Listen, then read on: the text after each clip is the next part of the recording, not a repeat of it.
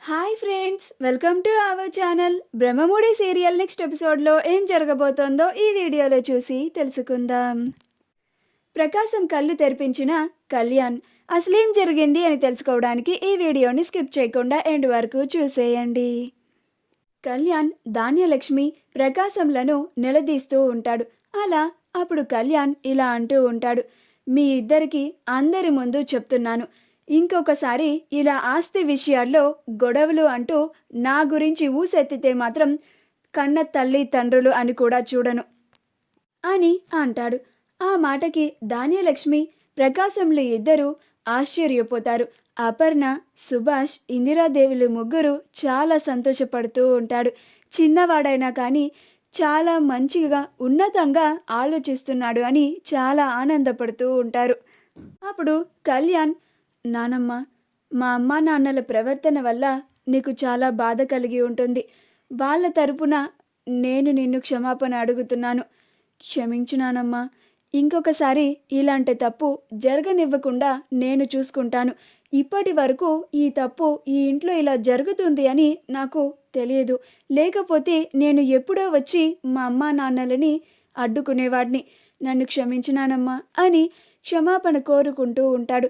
అప్పుడు ఇందిరాదేవి, లేదు నాన్న, మీ అమ్మకి బుద్ధి మళ్ళీ కొంతమంది చెప్పుడు మాటలు విని అలా చీడ పురుగులాగా తయారయ్యిందే కాక మీ నాన్నని కూడా మార్చేసి ఇలాంటి పనులు చేసింది. నువ్వు వచ్చి వాళ్ళిద్దరికీ పట్టిన ఆస్తి ఎలాగైనా దక్కించుకోవాలి అనే చీడ పురుగుని వదిలించేశావు. నువ్వు చిన్నవాడివైనా కానీ చాలా ఉన్నతంగా ఆలోచించావు నాన్న. నిన్ను చూస్తుంటే నాకు చాలా గర్వంగా ఉంది, చాలా సంతోషంగా ఉంది నాన్న అని అంటూ ఉంటుంది. అప్పుడు కళ్యాణ్, పెద్దనాన్న, పెద్దమ్మ, మిమ్మల్ని కూడా నేను క్షమాపణలు అడుగుతున్నాను. మా అమ్మా నాన్నల ప్రవర్తన వల్ల మీరు కూడా బాధపడి ఉంటారు. మీ మనసుల్ని కష్టపెట్టినందుకు నన్ను క్షమించండి అని అంటూ ఉంటాడు. అప్పుడు అపర్ణ, మీ అమ్మా నాన్నలు చేసిన దానికి నువ్వు క్షమాపణ అడగడం ఏంటిరా నాన్న? నేను ఎప్పుడూ కూడా నిన్ను రాజ్ని వేరుగా చూడలేదు.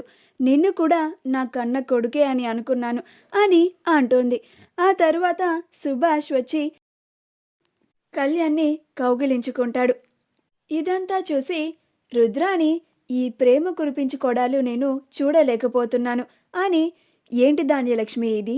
నువ్వు ఈ కొడుకు కోసమేనా ఇంతకాలం ఈ ఇంట్లో ఇన్ని పోరాటాలు చేసింది, ఈ పెద్దలతో ఇన్ని రోజులు గొడవ పడింది అని అంటుంది. అప్పుడు ధాన్యలక్ష్మి, నా కొడుక్కి ఈ తల్లి ఆవేదన అర్థం కావడం లేదు రుద్రాని. ఈ తల్లి తనకి ఆస్తి వచ్చేలాగా చేసి ఇప్పుడు తను పడుతున్న కష్టాలు పోగొట్టాలని చూస్తుందని అస్సలు అర్థం కావడం లేదు అని అంటుంది. అప్పుడు కళ్యాణ్, నేను ఏనాడు కూడా ఆస్తి కావాలి అని అనుకోలేదమ్మా. ఆస్తి కావాలి అని అనుకునేవాడినే అయితే నేను కట్టు బట్టలతో ఇంట్లో నుంచి వెళ్ళిపోయేవాడిని కాదు. పైగా రాజ్ అన్నయ్య నేను తీసుకోను అని ఎన్నోసార్లు అన్నయ్యని అలా తిప్పి వెనక్కి పంపించేసేవాడినే కాదు. పైగా అన్నయ్య వదినలు ఇద్దరు వచ్చి నన్ను ఎన్నోసార్లు తిరిగి ఇంటికి వచ్చేయమని బ్రతిమిలాడినా కానీ ఇలా రాకుండా ఉండేవాడిని కాదు. నేను ఆస్తుల కన్నా మనుషులకి, బంధాలకి, బంధుత్వాలకి మాత్రమే విలువని ఇస్తాను. వాటిని మాత్రమే కోరుకుంటాను. నాకు నా సొంత వాళ్ళని దూరం చేసే ఆస్తి నాకు వద్దు. చూడమ్మా, నువ్వు నీ సొంత వాళ్ళతోనే నా కోసం ఎవరో చెప్పిన మాటలు విని ఆస్తి కోసం ఇలాగా పోరాటం చేస్తున్నావు. కానీ నువ్వు నీ వాళ్ళతోనే గొడవ పడి శత్రుత్వం పెంచుకుంటున్నావని తెలుసుకోలేకపోతున్నావు. కళ్ళు తెరిచి నువ్వు ఎంత పెద్ద తప్పు చేస్తున్నావో తెలుసుకో అమ్మా అని అంటాడు. అప్పుడు ధాన్యలక్ష్మి, నేను తప్పు చేయడం లేదురా కళ్యాణ్. ఒక తల్లిగా నా కొడుకు బాగుండాలి అని కోరుకుంటున్నాను.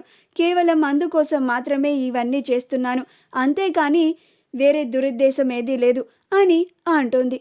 అప్పుడు కళ్యాణ్, నువ్వలా ఆలోచిస్తున్నావు కాబట్టే అది అవకాశంగా తీసుకొని నిన్ను చీడ పురుగులాగా మార్చేసింది. అలా మార్చేసింది ఎవరో కూడా ఈ ఇంట్లో అందరికీ తెలుసు అని అంటాడు. అప్పుడు స్వప్న, అత్త, నిన్నే అంటున్నారు అని అంటుంది. అప్పుడు రుద్రాని మూతి ముడుచుకొని ఉంటుంది.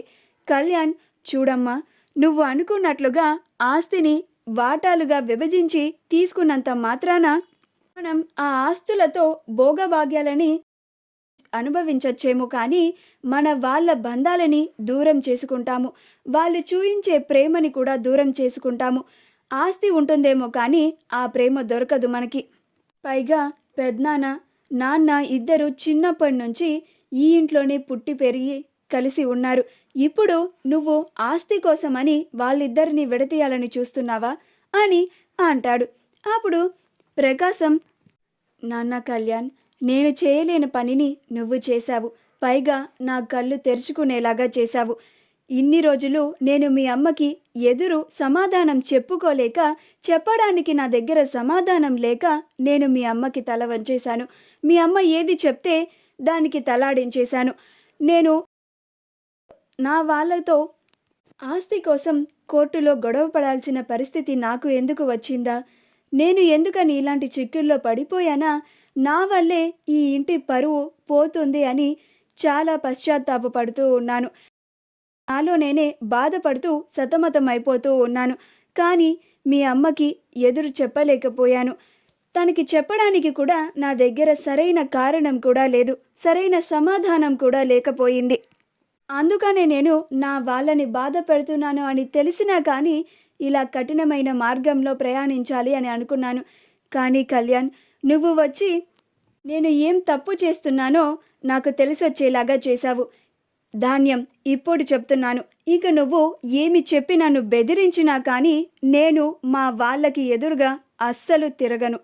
ఇక నుంచి నువ్వు కూడా ఆస్తి వాటాన్ని దక్కించుకోవాలి అనే నిర్ణయాన్ని, ఆలోచనని మానుకో. నీ ప్రవర్తనని మార్చుకో. నీ వాళ్ళతో సరిగ్గా మసులుకో అని అంటాడు. అలా ఇందిరాదేవి దగ్గరికి వెళ్ళి కాళ్ళ మీద పడి, నన్ను క్షమించమ్మా, నేను నా తప్పుని తెలుసుకున్నాను. నేను నా భార్యకి ఏమీ చెప్పుకోలేకే ఇలా చేయాల్సి వచ్చింది. నన్ను క్షమించమ్మా అని అంటూ ఉంటాడు. అప్పుడు ఇందిరాదేవి, పోనీలేరా ప్రకాశం, నువ్విప్పుడు కన్నా నీ తప్పుని నువ్వు తెలుసుకున్నావు.